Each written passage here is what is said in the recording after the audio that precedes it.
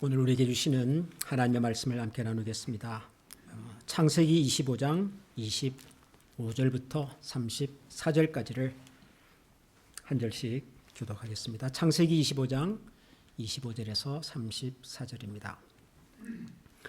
먼저 나온 자는 붉고 전신이 털옷 같아서 이름을 에서라 하였고, 후에 나온 아우는 손으로 에서의 발꿈치를 잡았으므로 그 이름을 야곱이라 하였으며, 리브가가 그들을 낳을 때에 이삭이 60세. 그 아이들이 장성함에 에서는 익숙한 사냥꾼이었으므로 들 사람이 되고, 야곱은 조용한 사람이었으므로 장막에 거주하니, 이삭은 에서가 사냥한 고기를 좋아하므로 그를 사랑하고 리브가는 야곱을 사랑하였다. 야곱이 죽을 쑤었더니 에서가 들에서 돌아와서 심히 피곤하여 야곱에게 이르되 내가 피곤하니 그 붉은 것을 내가 먹게 하라 한지라. 그러므로 에서의 별명은 에돔이더라. 야곱이 이르되 형의 장자의 명분을 오늘 내게 팔라. 에서가 이르되 내가 죽게 되었으니 이 장자의 명분이 내게 무엇이 유익?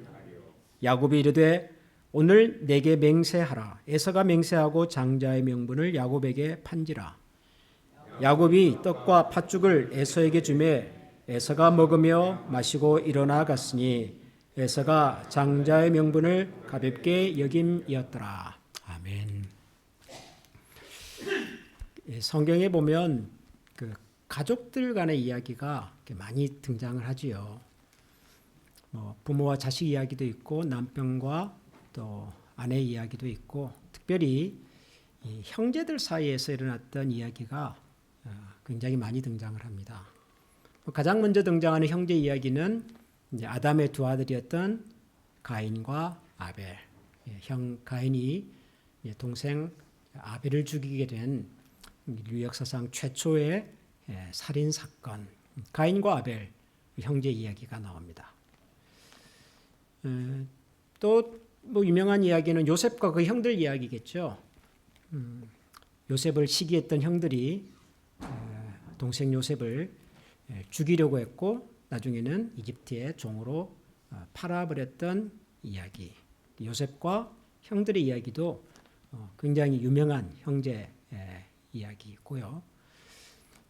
아마 가장 유명한 이야기는 오늘 우리가 읽은 이 에서와 야곱. 아마 에서와 야곱 두 형제 이야기가 아마 성경에 나오는 형제들 이야기 중에서는 가장 유명한 이야기일 겁니다. 그런데 가장 유명한 이 에서와 야곱 이야기는 의외로 이해하기가 쉽지가 않습니다. 의외로 도대체 이 에서와 야곱 이야기를 통해서 하나님은 우리에게 무슨 얘기를 하려고 하셨을까? 이게 참 애매한 부분이 있어요. 왜냐하면 여러분 보세요. 가인과 아벨 이야기. 무슨 얘기를 하는 거죠? 가인과 아벨 이야기는 인간이, 우리 인류가 하나님을 떠나고 난 다음에 항상 죄의 유혹이 우리 주변에 도사리고 있다는 것을 얘기합니다. 하나님께서 가인에게 그렇게 얘기하지 않습니까? 죄의 유혹이 바로 문지방 앞에 너 있다. 그러나 너는 그 유혹에 넘어지지 말고 너가 그 유혹을 다스려야 된다. 하나님께서 가인에게 그렇게 말씀하시죠. 그러나 그 죄의 유혹이 너무 강해서 가인은 결국 동생 아벨을 죽이고 맙니다. 인류 최초의 살인 사건인 거죠. 하나님을 떠난 우리 인간에게는, 인류에게는 항상 죄의 유혹이 우리 주변에 맴돌고 있다는 것을 이 가인과 아벨 이야기는 우리에게 보여주지요. 그리고 그 유혹을 이기는 것이 얼마나 힘든지를 보여줍니다. 가인 아벨 이야기입니다. 요셉과 그 형들 이야기는 그건 뭐죠? 요셉과 형들의 이야기는 사실 이스라엘이라고 하는 이 민족이 어떻게 해서 이집트에 가서 정착하여 살게 되었는지 그 배경을 설명하는 이야기입니다. 원래 이스라엘 민족은 가나안 땅, 하나님 약속의 땅에 살도록 그렇게 부름을 받았잖아요. 그런데 역사적으로 보니까 무려 400년이 넘는 세월을 가나안 땅이 아닌 이집트 땅에서 애굽에서 살게 되었습니다. 어떻게 해서 이스라엘 민족이 이집트로까지 가서 그 오랜 세월을 그곳에 살게 되었을까? 그 이유를 설명하는 사건이 바로 요셉과 그 형들의 이야기지요. 형들은 요셉을 팔았지만 형들은 나쁜 마음을 가지고 요셉을 팔았음에도 불구하고 하나님께서는 그 형들의 나쁜 의도조차도 이스라엘 민족을 야곱과 그의 가정을 구원하시는 하나님의 구원의 도구로 하나님께서는 사용하시더라. 하나님의 구원의 섭리를 보여주는 굉장히 중요한 메시지가 요셉과 형들 이야기 속에 있어요. 그러면 에서와 야곱 이야기는 우리에게 뭘 얘기할까요? 여러분 생각에는 에서와 야곱의 이야기를 통해서 하나님은 우리에게 뭘 가르치려고 하셨던 것 같습니까?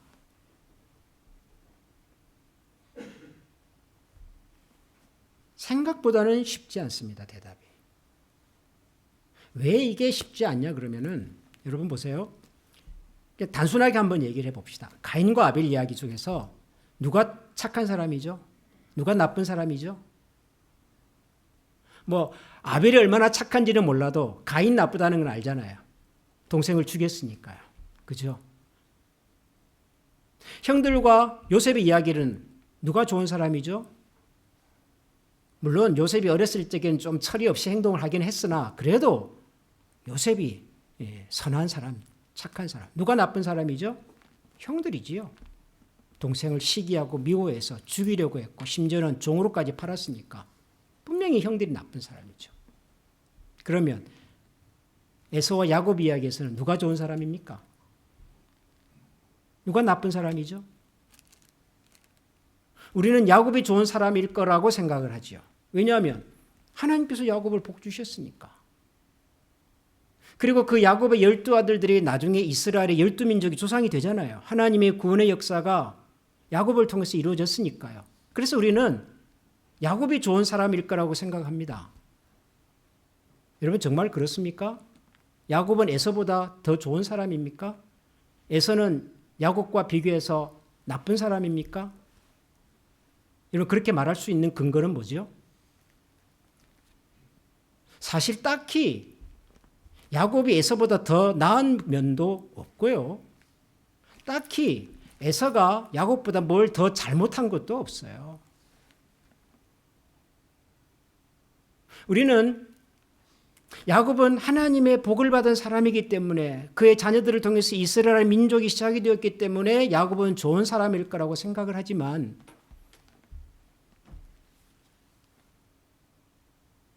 여러분 결과적으로 하나님의 구원의 역사가 그 사람을 통해서 이루어졌다고 그 사람 자체가 선하거나 더 낫다거나 그렇게 말하기는 어렵습니다.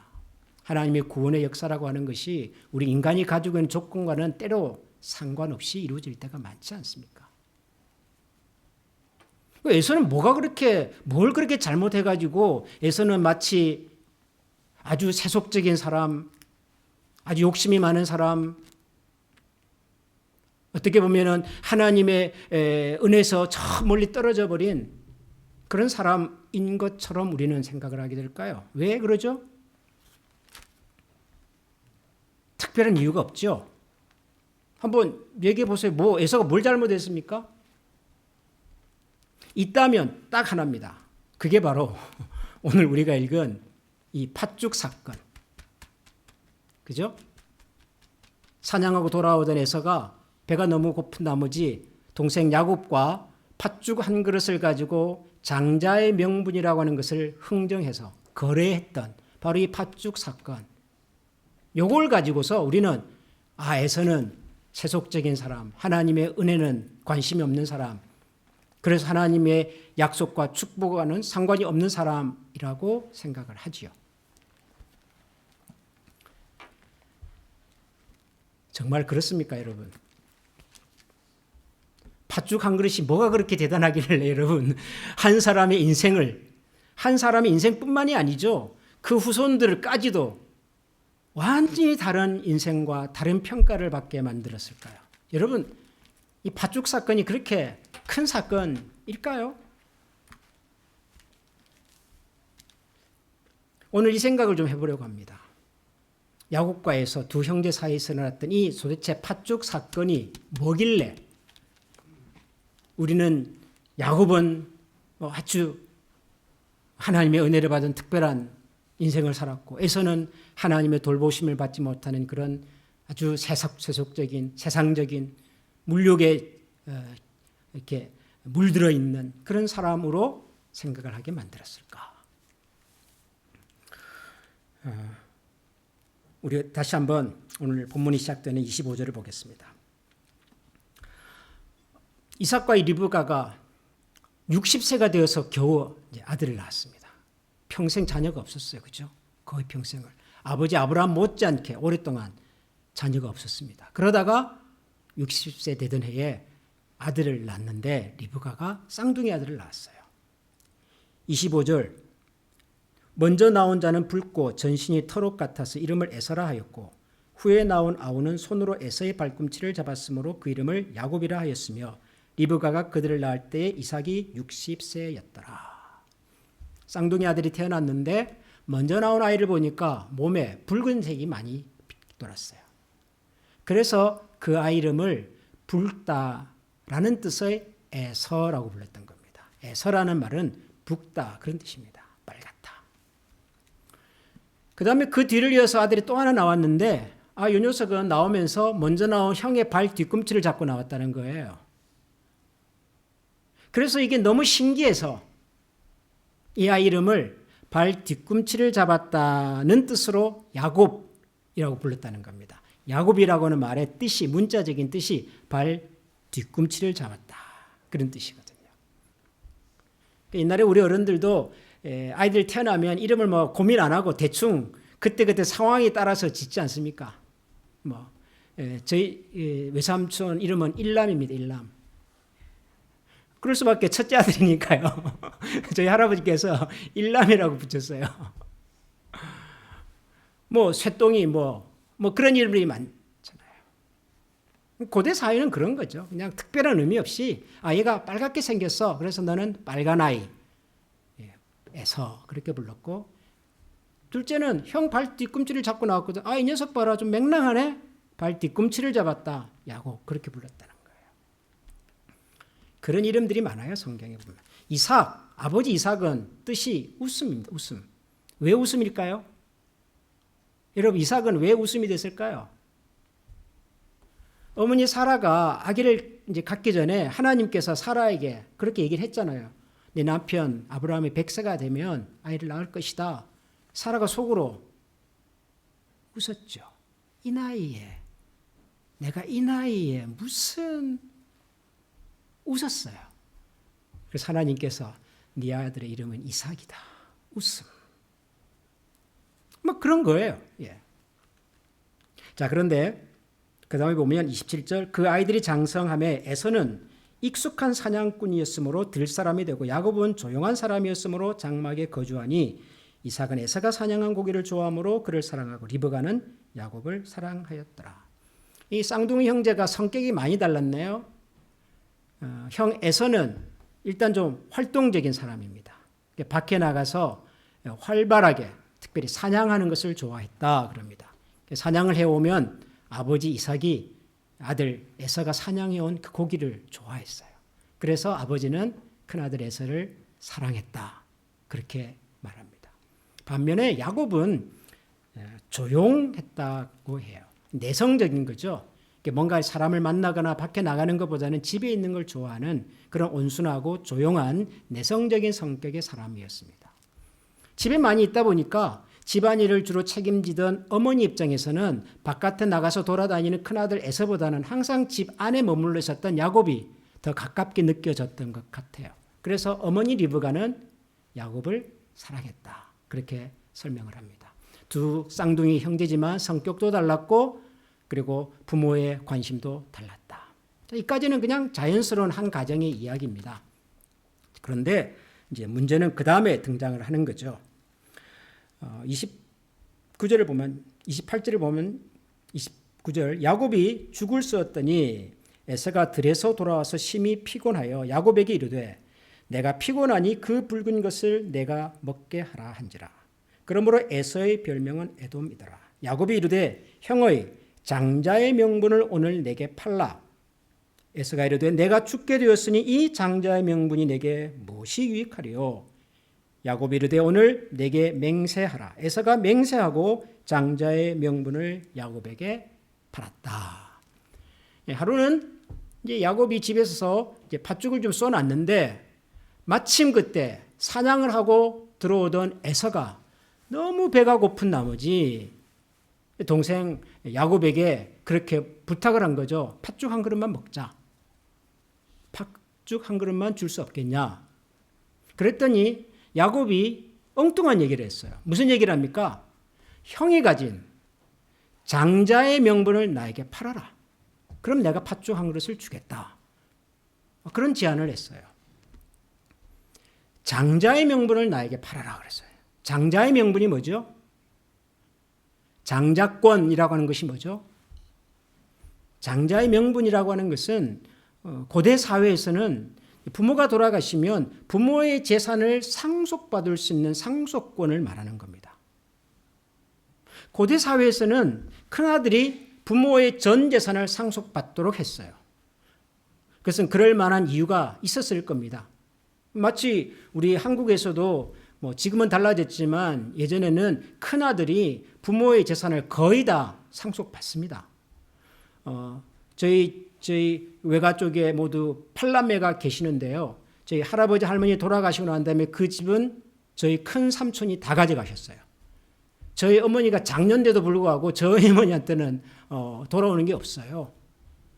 근데 그게 이상한 게 아니에요. 우리 유교 문화권에서는 그래야만 했었던 것이죠. 대대로 조상을 모시고 제사를 드리고 그런 경제적인 부담이 큰아들에게 집중되어 있었기 때문에 부모의 재산은 큰아들에게 상속되도록 했던 겁니다. 문화적으로. 그러니까 그 당시 고대 사회에서도 그런 거였어요. 상속권 큰아들에게 있습니다. 부모가 돌아가시면 그 재산은 큰아들에게 고스란히 주어지는 거죠. 그게 그냥 장자의 명분이 장자권이에요. 그런데 여러분 이 장자의 권리라고 하는 것이 무슨 사고 팔고 하는 물건이 아니지 않습니까? 장자의 권리를 돈을 주고 사면 그것이 내 것이 되고 내가 돈을 받고 팔면 그것이 내 것이 안 되고 여러분 그럽니까? 에서가 이날 사냥터에서 돌아와가지고 배가 너무 고픈 나머지 동생의 제안을 덥석 듣고 그래 팥죽 한 그릇만 다오 그럼 내가 장자의 명분을 내게 주마 라고 했다고 해서 그날부터 에서가 동생이 되고 야곱이 형이 되고 그럽니까? 그런 법은 없어요. 그리고 또 나중에 이제 아버지가 돌아가시고 난 다음에 실제로 상속을 받을 때도 이런 거 아무런 의미가 없는 얘기예요. 그 얘기는. 소위 실효성이 없는 거래인 거예요. 이 거래는. 그러니까 사실 뭐 에서가 뭐 팥죽 한 그릇에 장자 명분을 팔았다는 것이 야, 참 에서가 좀 어리석다. 그 정도 말할 수는 있겠으나 그걸 가지고 에서가 무슨 심각하게 하나님 앞에서 큰 잘못을 한 것처럼 얘기하는 것은 그건 좀 에서 입장에서 보면 좀 할 말이 많은 거죠.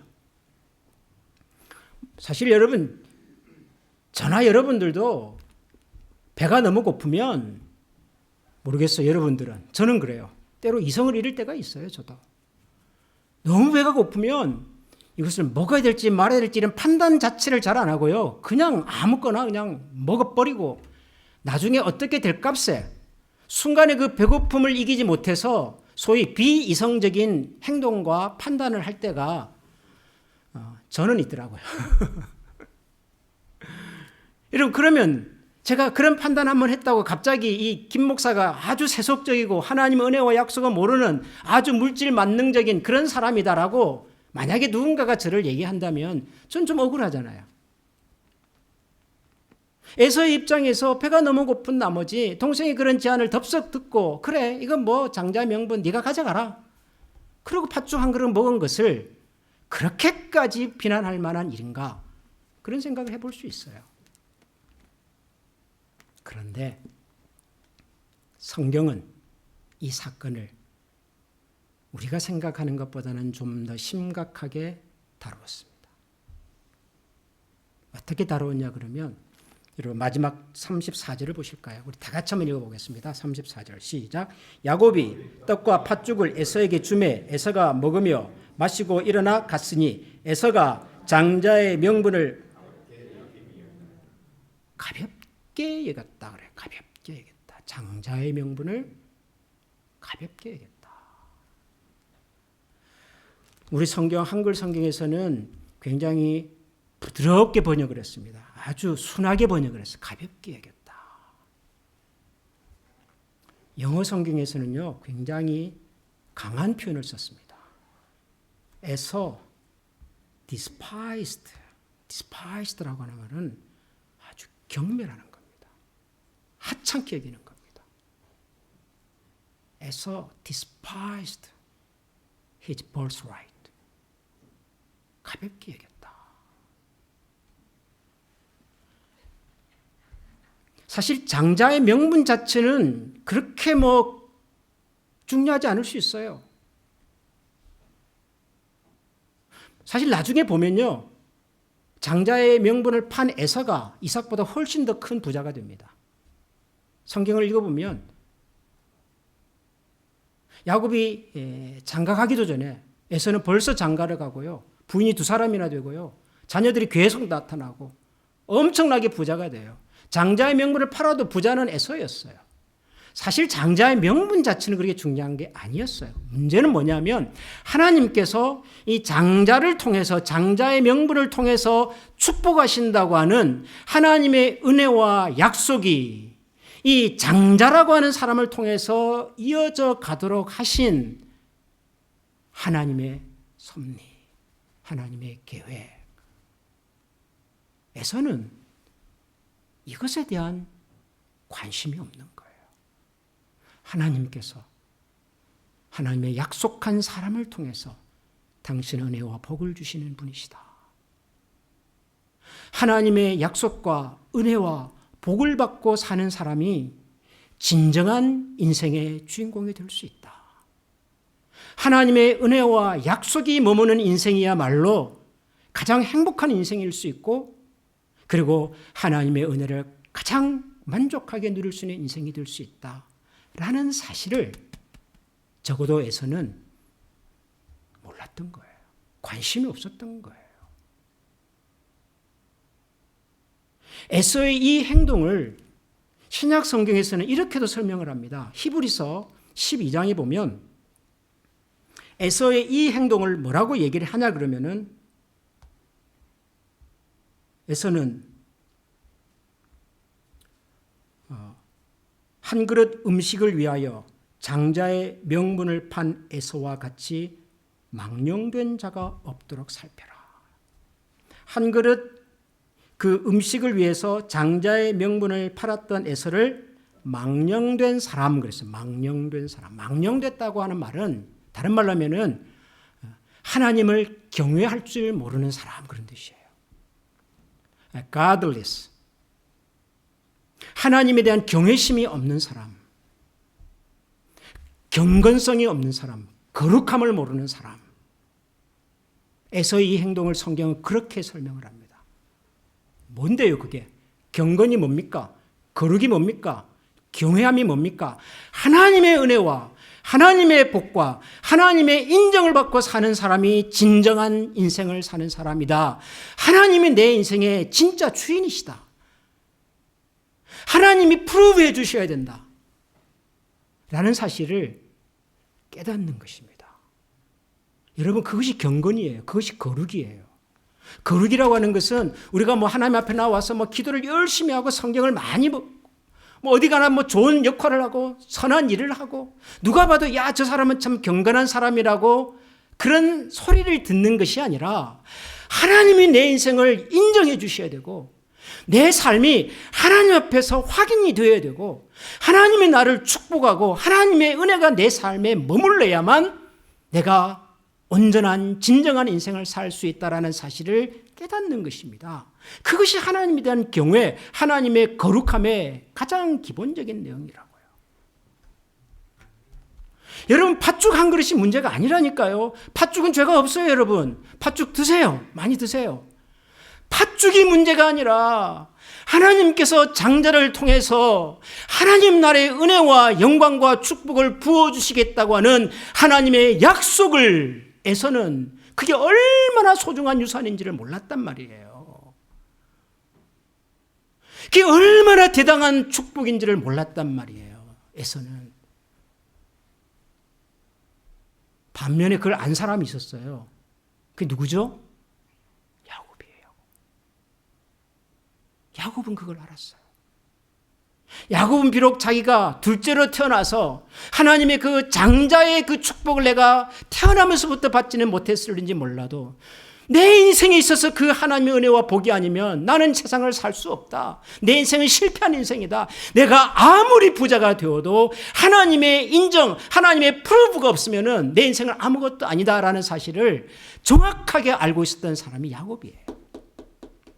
그래서 나중에 여러분 야곱이 그 야복강가에서 하나님의 사자와 씨름하면서 했던 얘기를 한번 기억해 보세요. 아니 환도뼈를 얻어맞아가지고 지금 전룩발이가 되고 지금 생명의 위협을 당하는 순간이었음에도 불구하고 뭐라 그러죠 야곱이? 당신이 나를 축복하지 않으면 나는 당신을 가게 할 수가 없습니다.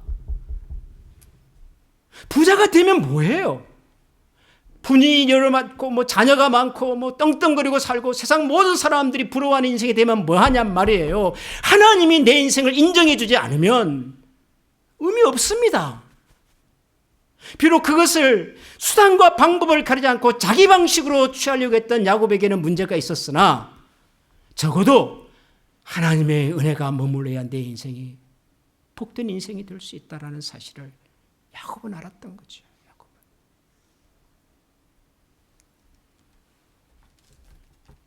여러분, 저와 여러분의 삶에 가장 소중한 것이 뭡니까? 저와 여러분의 인생에 있어서 내가 생명을 주고서라도 놓치지 말아야 될 것이 있다면 그게 여러분 뭡니까? 여러분 팥죽 한 그릇에 속지 마시기 바랍니다. 그러잖아요. 우리가 예를 들어서 우리가 신앙생활에서 제일 중요한 것 중에 하나는 주일을 성수하는 것입니다. 하나님께 예배드리는 것입니다.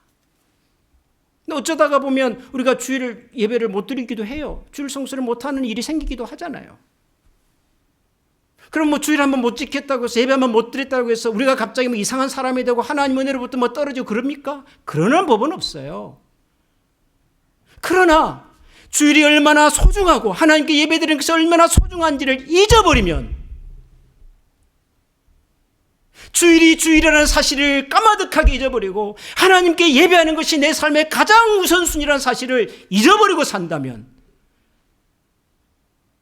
단지 주일날 교회 안 나왔기 때문이 아니라 하나님께서 예배하는 자를 지금도 두루 찾고 찾는다는 사실을 잊어버리고 산다면 하나님의 은혜와 하나님의 약속이 하나님의 축복이 내 삶의 가장 우선적인 필요다라는 사실을 잊어버리고 산다면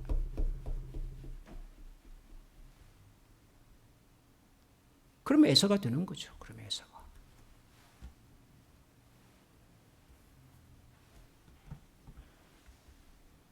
에서가 멀리 있지 않습니다.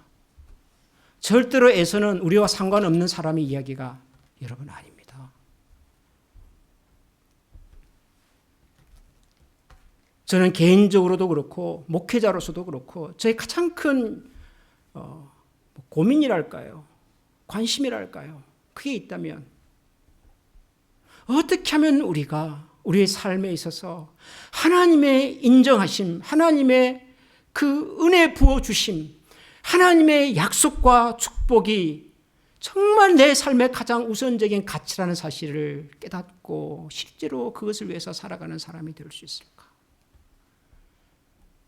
어떻게 하면 우리 한미교회 성도님들이 이 세상에서 뭘 많이 가지고 뭘 많이 이루고 사람들로부터 무슨 평가를 받고 하는 것 이전에 하나님이 나를 인정해 주셔서 하나님이 내 인생의 진정한 주인이셔서 어떻게 하면 이런 고백을 가지고 살아갈 수 있도록 도울 수가 있을까? 정말 찾아가도 하나님 앞에서 고민이 되고 기도가 되고 하나님 우리가 가는 이 길이 맞습니까? 우리가 지금 하고 있는 이 일이 맞습니까? 이 정도면 우리는 괜찮은 겁니까? 그냥 우리는 이 클리블랜드에서 이 정도 규모의 교회고 우리 교회가 뭐 특별한 문제가 없이 뭐 이 정도 수준의 교회를 유지하고 있고 내 인생에 뭐 특별한 문제가 없고 내가 뭐 당장 굶어 죽을 일도 없고 우리 자녀들이 무슨 이상한 행동을 하는 것도 아니고 뭐 이 정도면은 괜찮다라고 생각하면서 하나님의 은혜가 내 삶에 와야 한다는, 하나님의 은혜 부어주심이 우리의 자녀들의 인생에 있어야 한다는 사실을 까마득하게 잊어버리고,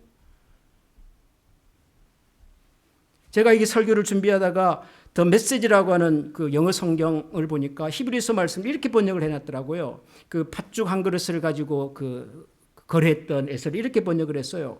Trading away God's lifelong gift in order to satisfy a short-term appetite. 하나님께서 우리에게 주시는 lifelong gift를 눈앞에 있는 그 작은 short-term appetite, 그거 좀 맛보기 위해서 하나님이 우리에게 주신 lifelong gift를 생각도 없이 트레이드 해버리는,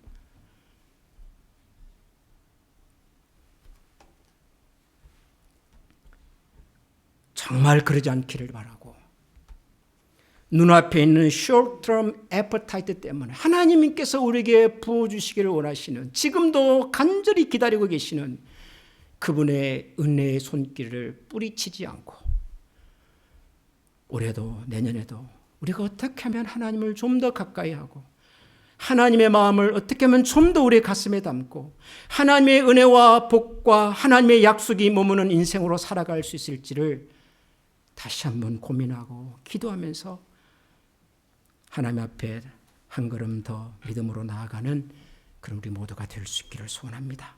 여러분, 이 시간